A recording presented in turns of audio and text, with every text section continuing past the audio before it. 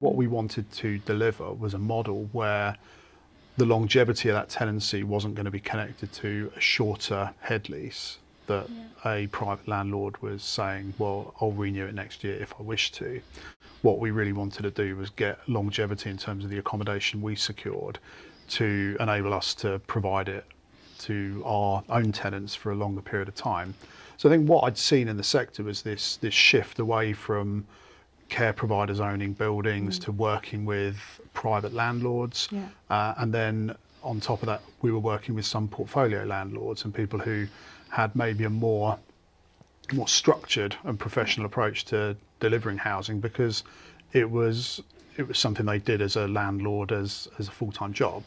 rather than a lot of the landlords that we dealt with initially were people who had maybe bought a second home and they could afford to and just kept one on as a rental.